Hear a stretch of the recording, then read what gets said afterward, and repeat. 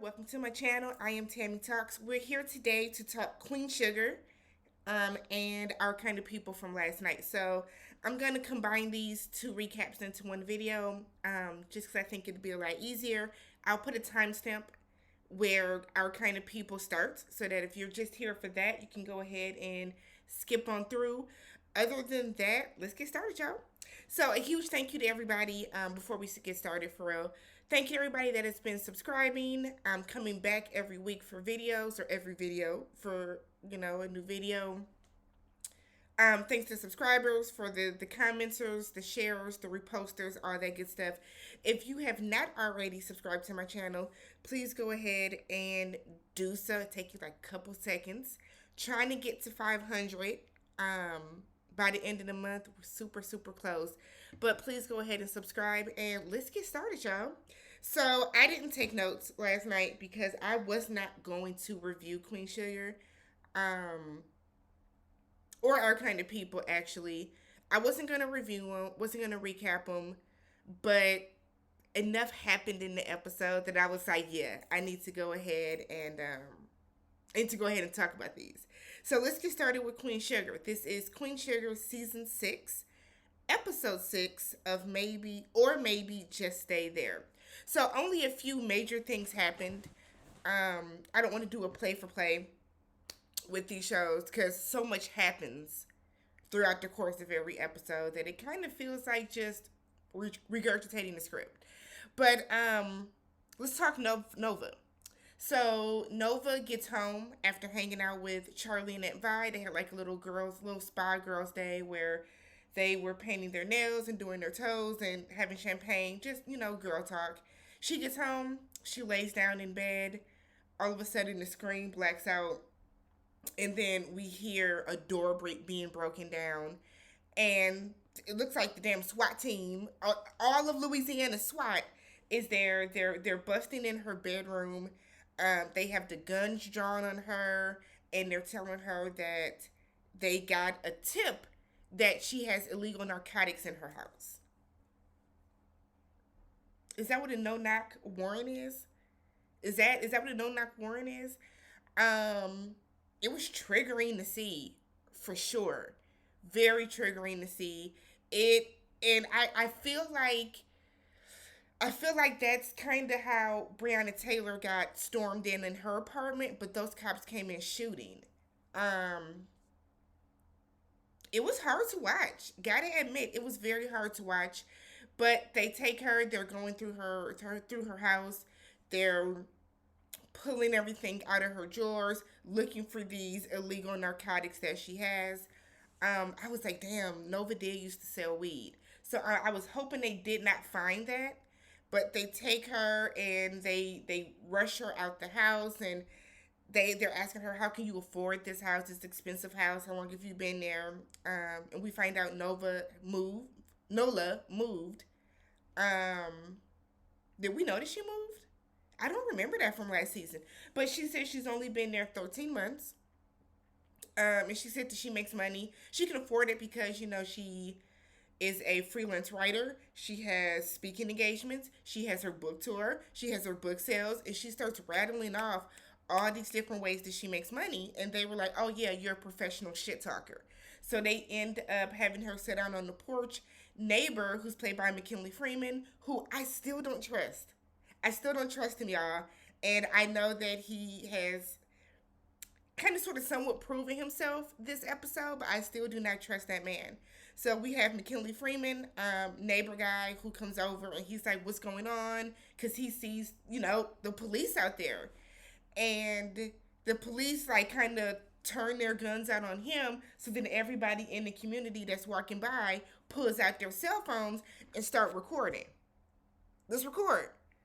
Come on, y'all, let's record. And, police officers, when they're doing dirt, when they're doing stuff that they, when they're going too far, they don't like to be recorded. They don't like to be videoed.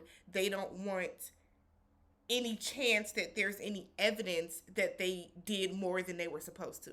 So they both get thrown to the ground. Nova wants to cry, and neighbor guy is like, don't give them the satisfaction. They come out with a baggie of weed and tell her, this marijuana is illegal in the state of Louisiana. She tells them she has a medicinal use card. So they end up taking her in, and I'm thinking, why hasn't she been given a phone call? Has she been read her Miranda rights? Like, I don't know if it was the editing or if that stuff did not happen. So neighbor guy is asking her like, who should we call? Who should we call? And I keep wondering, why don't they call Charlie for stuff? I get it. They don't want to seem like they're always running to Charlie, but it's also kind of like, why don't y'all call your sister for these things? Like, Charlie has the money to get you the high power attorney. Charlie has the money to get, you know what I mean? Like, it's so, and I get that they have kind of like they have this weird relationship with Charlie where they feel like they don't want to have to use her because of her connections, because of her money, and it could be because, she is Nova's little sister. But I was like, why wouldn't you call somebody in your family to let them know that, your house just got busted in by the SWAT team.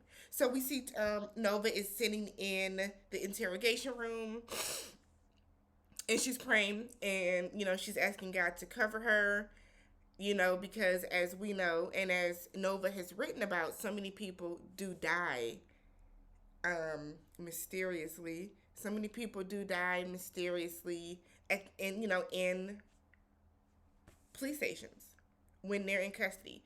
So one of the I don't know if he's a detective, one of the cops comes in. She said, "You have kept me here for 4 hours. You've come in every half hour asking if I wanted to talk." She said, "I'm ready to go home." And she tells him that, that the weed that you found, I have a prescription for it because I keep the weed on top of the marijuana card. So, which I know you saw when you rummaged through my stuff. So you have no basis for even keeping me here. And I think he kind of realized that, damn, she knows her shit. She knows her rights. What can we do? So they end up letting her go, and then neighbor guy is outside ready to pick her up. I still don't trust him, y'all. Something about him is just not quite gelling over for me. So then we have Charlie, who meets with some of the upper heads wanted her to run for senator. They meet with her, and they're like, we've seen what's been going on social media. Black Twitter is kind of out to get Charlie and all this other type of stuff. And they're like, so we don't want you to run for senator anymore. And Charlie was about to read. So she's like, oh, because a black woman, you want me to, and like, she was about to go off. And the man was like, no.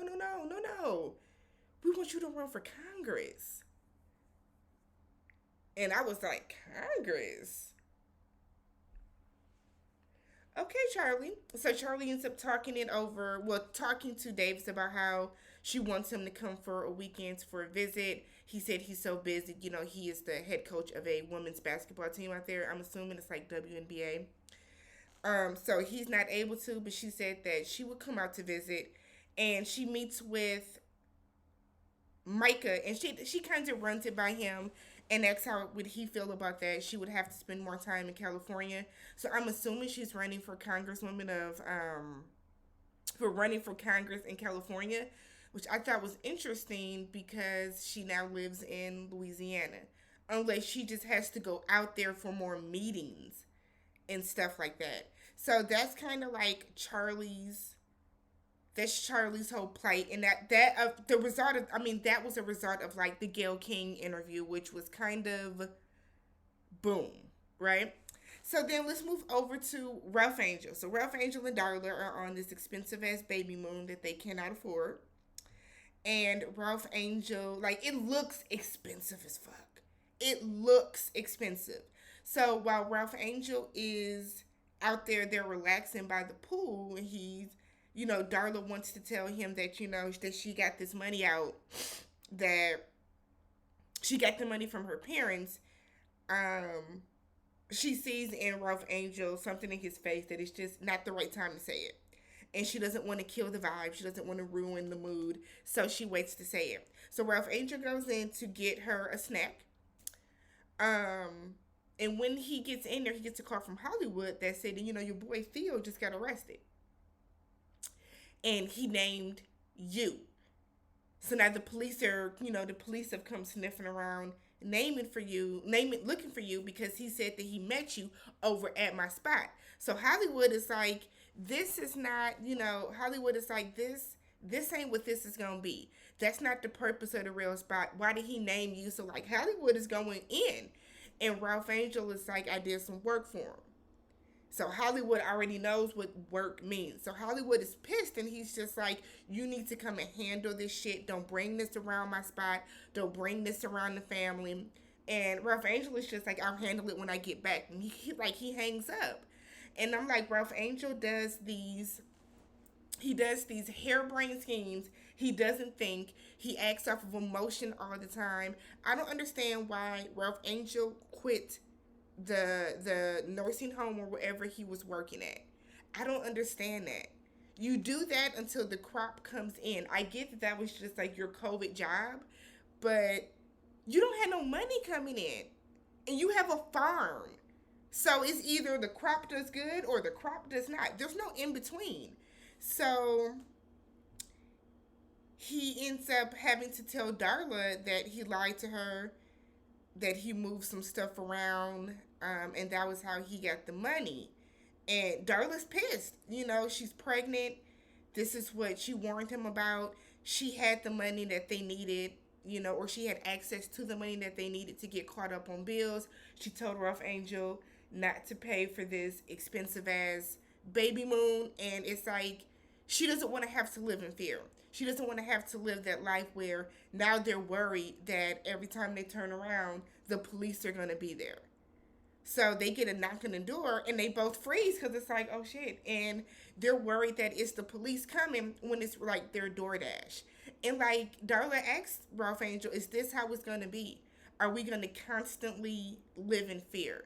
Are we going to constantly be looking over our shoulders because you can't put your pride to the side?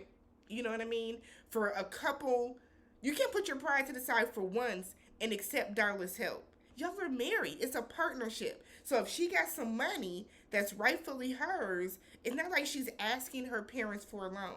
This is money that is hers. This is her money. So we see next week that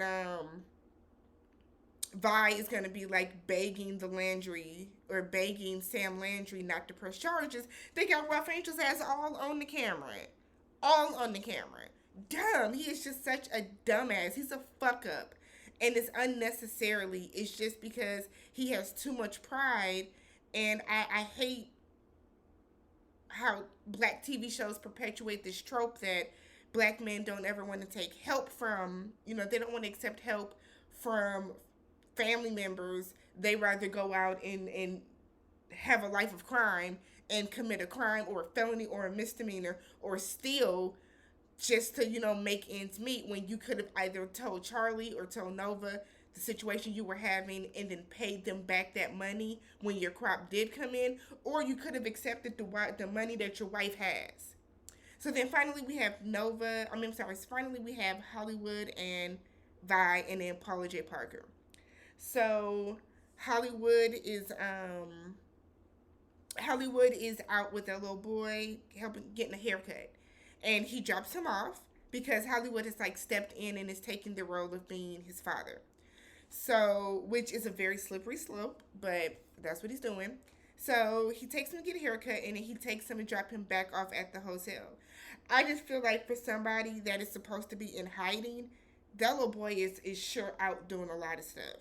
Was that like a private barber that came where they had a barbershop? That was a little unclear. But they, as he's dropping off the little boy, Paula J. Parker is outside and they're having this talk and he's letting her know that, you have a special little boy.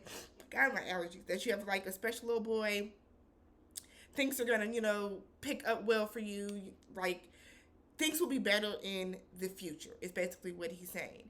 So he goes in to hug her, a reassuring church hug, like he is leaning forward like this, and she tries to kiss him. And Hollywood goes off, and it was kind of foul because it's like, Vi has been helping you. Vi's been feeding you, probably giving you money, helping you stay secluded, getting you in touch with the right lawyers, doing all this stuff for you, and you repay her by trying to hit on her dude, talking about some you're the kind of man that I need, the kind of man that I deserve. Paula J. Parker. So Hollywood runs home and he tells Vi right away, and Vi is like pissed. And what I did not like is that Vi was like, "How was she even close enough to do that?" And it's like, don't do that, Vi. Don't do that, because Hollywood ain't even that type of man. He's not even that type of man. So for you to even sit there and try to defect and put that on him, that irritated me. But Vi was like, okay. And Hollywood was like, that woman has issues. She has issues. Hollywood didn't put it off as her being like a sleaze or a hoe or anything. He said she has issues. She's messed up right now because of what happened with her husband. So Vi is like, all right, well, let's go on over there before they stop by Prosper's. And when they get there, she's gone. So she ran. Who knows where she's at now? I'm sure she'll pop back up. It's not going to be the end. But I'm sure she'll pop back up. But it's just kind of like, that shouldn't have happened, Paula J. Parker. Shouldn't have. Billie and Prosper. So Prosper is still smitten with his little home nurse, and he is out there just pumping his weights and getting it, and woo, and everybody's counting, and Prosper was just woo, like, doing his little stuff, and it's cute. Billie comes in and she's like, why don't we have dinner tonight, Daddy? Just me and you. We can FaceTime my kids. They've been asking about you because they've been in a really good place. And Prosper's like, that's great. That's great. So they're having dinner later, and Vi comes over. And Billie initially thought that Vi probably just popped over. But we find out that Prosper invited her and Hollywood over, and Hollywood catches on and is hip real quick, and it's like, oh yeah, we interrupting, whatever. Vi, because she's rude, it's like, no, what's wrong with my pie, Billie? You don't want none of my pie? And Billie was like, no, you can have your pie, I'll go. And Hollywood is kind of looking at Vi like, no, we should go. And Prosper was like, no, it's fine. So Vi was like, Billie, I'm tired of your disrespect. Like, what is going on that you don't want me around? And Billie was like, well, you don't seem to respect the fact that, we were having a father-daughter moment. We were finally being able to spend some quality time together. And Vi said, you didn't respect my marriage. And Billie was like, I'm sick of this shit here. You had a 33-year-old husband. I was a 17-year-old woman, a 17-year-old girl. How come nobody was questioning the fact that he was going around town saying how good I was in bed? Why didn't you come and ask me what happened? Why didn't my father believe me when I told him? Why didn't this person believe me when I told him? Why did everybody just assume that I was out here sleeping with a married man instead of asking why, if this 17-year-old girl was okay and what really happened? So then Vi is just, and it's like, no, because this is the shit that Vi does. Like, Vi judges first and asks questions later. Why wouldn't you be a little concerned or a little confused as to why your husband is going around talking about having sex and how good in bed a 17-year-old was? Not only a 17-year-old, but a 17-year-old that was the best friend of your 17-year-old daughter. So then Vi tries to chase after her, and Hollywood was like, nope, we are going to go home. And Prosper was sitting there looking silly because, remember, Billie said back in the day, when she tried to tell her father what happened, he didn't believe her either. So that was Queen Sugar, y'all. We see next week the aftermath of RalphAngel getting caught. He's on camera, like I said. The family's trying to deal with Sam Landry. Hollywood is going off on him, kind of like, nigga, you did this. You gotta fix this now. You made this mistake. You messed up. And I like that Hollywood be giving it to RalphAngel like that, because you put yourself in a situation and you put the family in a compromised situation too. So, all right, so let's move over to Our Kind of People. So, Our Kind of People, this is season 1, episode 4. So much happens in these episodes, but it's entitled Crabs in a Gold Plated Barrel. So, we know that Angela is now in the incubator program. Um, how I'm gonna do this? Because I feel like so much happens in these reviews. So, we know Angela's in the incubator program. She's there, and Leah kind of tells her, you need to have your presentation ready to present to us by the end of the week. Angela was like, my opening is this week. And Leah was like, yep, it's fine. We just heard you tell everybody at the table. Because they're sitting in this boardroom, and Angela comes in, and like, because the city knows that she's a Franklin now, everybody is kind of thinking that she's out for money. And her biggest thing is like, she's not out for money. She doesn't know why people keep assuming that she's there for money. She's really just there to build up her business. I don't think she wants the Franklin money. I don't. I think she really just wants to use them for the leverage and the opportunity, I'll say, to build up her company, to build up Eve's Crown, so she can make her own money. She's not there trying to get inheritance or anything like that. So she meets, so because they told her that, she calls a meeting of the Gracities, which is like one of Leah's groups that she heads, and she is in there recording them talk about their hair and talk about their hair journey. And Leah gets a tip on it, and Leah comes in and has somebody standing behind her recording, one of Leah's lackeys recording. And Angela is like, I'm about to get this bag. It's time for me to, blow up. I'm out here, like, kind of going in, making it seem as if she's really just all about the money that she can make from Eve's Crown, not necessarily about her really caring about black hair. So Leah saw that, and Leah sent it to the press.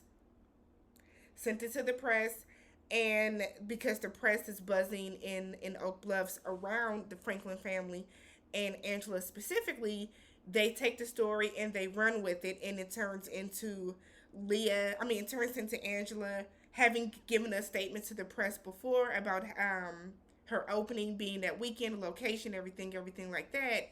It turns into them running that story, and people attempting to cancel her, saying that she's really just about the dollar and exploiting black hair. And you know how people do. People go overboard as if everybody in this world isn't out here trying to make money. You know what I mean? Everybody's out here trying to make money.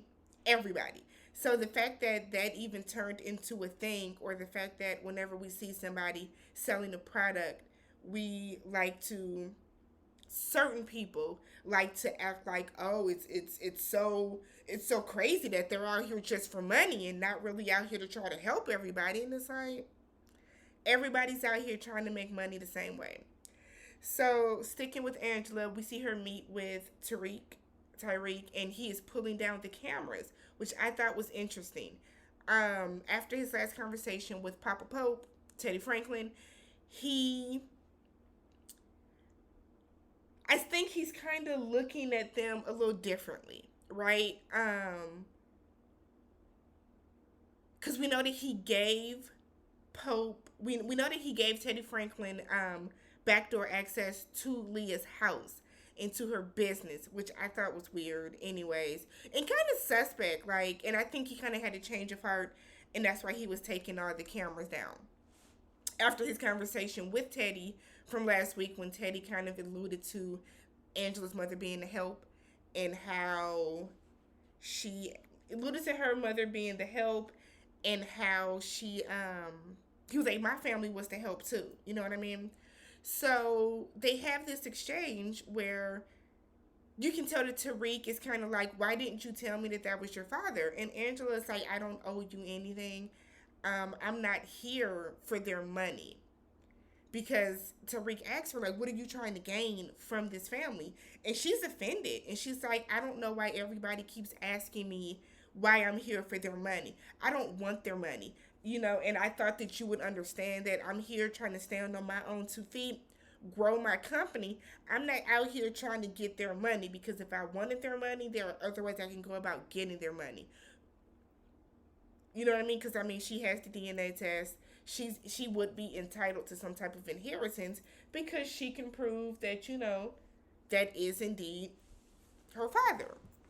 So they decide to take a little space, and you can tell that they're both hurt. They both really like each other. So you can tell that they're both really hurt because you have a situation where both people truly, truly like each other, but they're being pulled away by the same person, by the same entity, just for two different reasons in two different ways.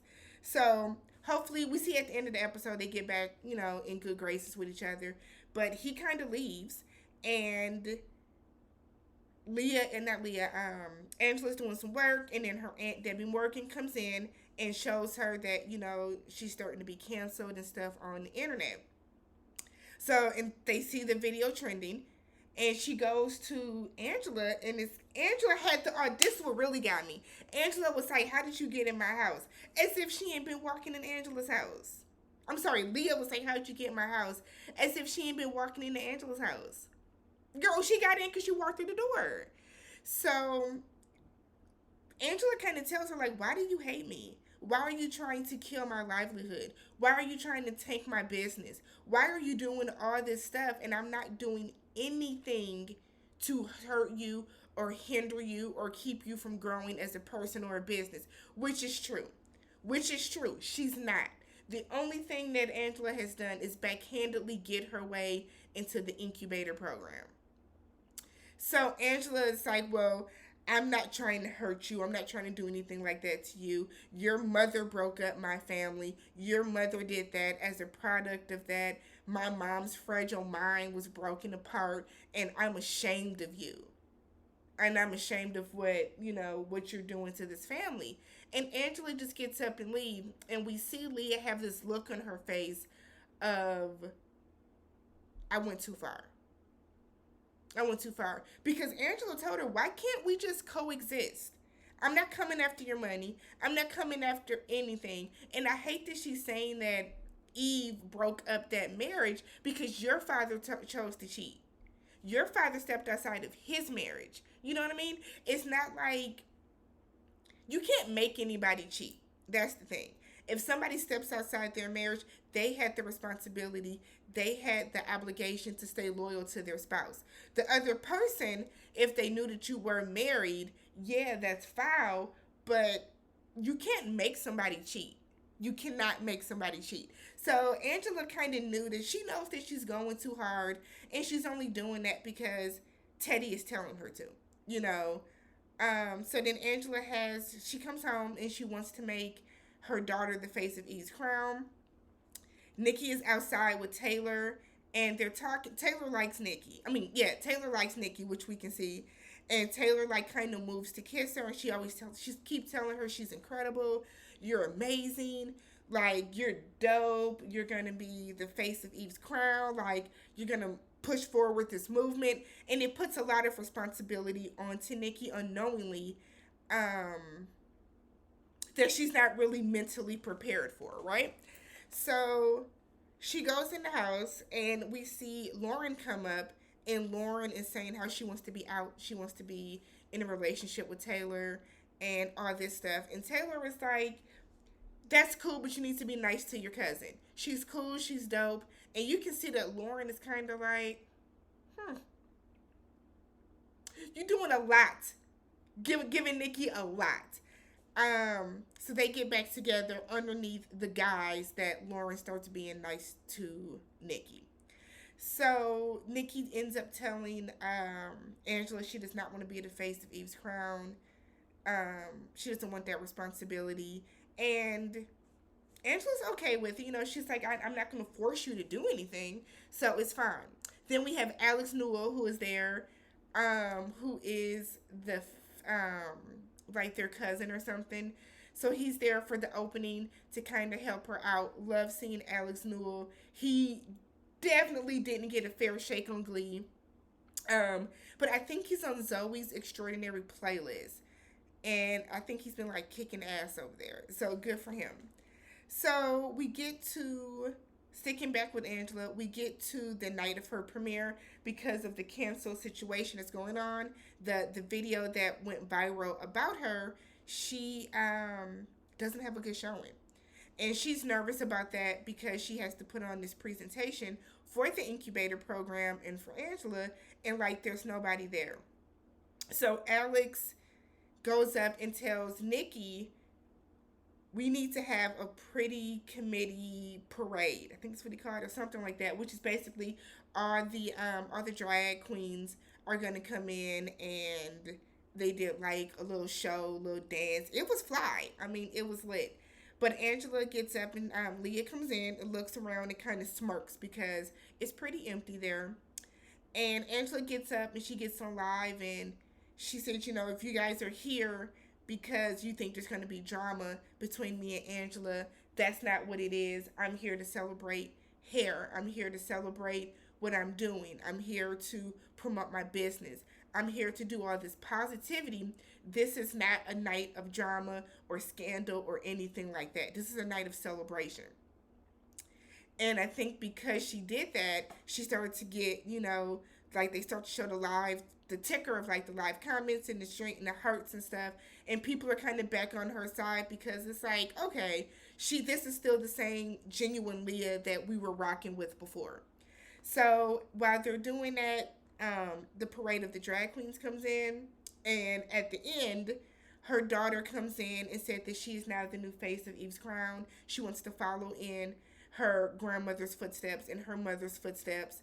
And Angela's like, you don't have to do this. And she's like, no, I want to, you know, become this voice for the community if I'm able to. You know, I want to speak out about what I'm able to, you know, I want to speak out and be more involved. And we see Angela was enjoying the show. For one, she was dancing and all this other stuff. And then we kind of see the comments and stuff. It's like, oh my God, that party looked lit. Oh my God, we should have went. Oh my God, I'm glad I'm not, you know, I hate that I missed it. All of that type of stuff. But then it's another scene where Taylor is standing to the side holding some cupcakes, waiting on Nikki. And I'm like, how is this going to work? Because they end up kissing. But it's like, that is your cousin's girlfriend. Lauren already don't like her. And as much as I don't like Lauren, Lauren does not deserve this either. Um, she's clearly already in a fragile state. So to have her girlfriend and her cousin get together, I don't think it's right. I mean, Lauren has been a little bitchy, but she doesn't deserve this either. Definitely doesn't deserve this. So then we see at the end that Teddy has, not Teddy, Tyreek has dropped off a bottle of champagne, and Angela goes out and just kind of tells him, you know, she's sorry, she doesn't want space, and they get back together, and everything is happy in their world. On the flip, we have, we see Teddy Franklin is out golfing, and Saranje is out there playing a, I guess, basketball player. And okay, out there playing a basketball player while he's golfing, and they're trying to win him over because he's trying to get the bid to buy this, trying to get the bid to build this arena that's named after his brother that was heavily involved in the Black Panther Party. So we see him and Angela go meet, not him, Angela, him and we see Teddy and Leah go meet with this prestigious family, this white man, I didn't catch his name, where he's trying to get them to finance and invest in the company so that they can be able to, you know, get the money that they need and the go ahead that they need to build the stadium and to buy this basketball team. And the man says some racist shit, and Papa Pope gives one of his epic reads, and it's just like, that's unfortunate for you. So they leave. So we see them at the end of the episode, and they're meeting with that guy again, and they pour some scotch or whiskey, and while he's pouring it, you can see his hand shaking, and Leah notices, and she's staring at his hand, trying to figure out, you know, what is going on with her father. So the man is just like, what's up? This isn't gonna happen. And Teddy is like, well, you're in renegotiations with, this stadium for the concessions. And he's like, yeah, negotiations are, we're trying to iron out the contract. And Teddy's like, no, you don't. Because see, my one of my companies, Darman, I think it's Darman or Dartmouth, Darman, we have already gotten this taken care of. So anything that you see now is gonna have our logo on there. And he turns around his cup, and it's kind of like a you fucked up, gotcha moment. So the man leaves, and he's pissed because you just missed out on the bid by having this racist language and thinking that it's okay to use in front of black people. So Leah asks her father what's going on. He tells him, and she asks for Raymond, who's Morris Chestnut, to be able to get his company back, because earlier in the episode we saw Raymond was out on a meeting and he wanted to get access to the books for Darman to give somebody or to show somebody for this meeting to get this bid for something. And he was told that he's been locked out the book. So he told Leah, tell your father to fix it and to fix the shit now. So she's asking Teddy, like, why is Raymond locked out of the books? Give him his company back. And Teddy was like, no. I have Parkinson's. So everything that I'm doing right now is because my life will not go down in vain. My end of life, my death will not be painful and, with me losing everything that I've worked for. So at the end of the episode, we see Leah calling Raymond. They're on the phone with each other. She missed dinner earlier, and they were in therapy earlier, and Raymond has always said that he feels that she puts her father before their marriage, and that's why they're having the problems in their marriage that they are having. So we see him. He said that he had to run out of town really quick. He's in New York working on a contract for something, and then he will be back in a couple of days. We see him meet with this woman, and he's asking her to get him financial dirt on Teddy Franklin. We find out that woman is his first wife, his ex-wife. Crazy! But typical Lee Daniels show, a million things happen tonight. So if I miss something, charge it to my head and not my heart. I'm Tammy. Thank you for rocking with me this 37-minute long video. If you are still here, please, again, subscribe to the channel. Thumbs up the video. Leave some comments below. Let me know what you felt about the episodes of Queen Sugar and Our Kind of People. And I will check you guys next time. Bye.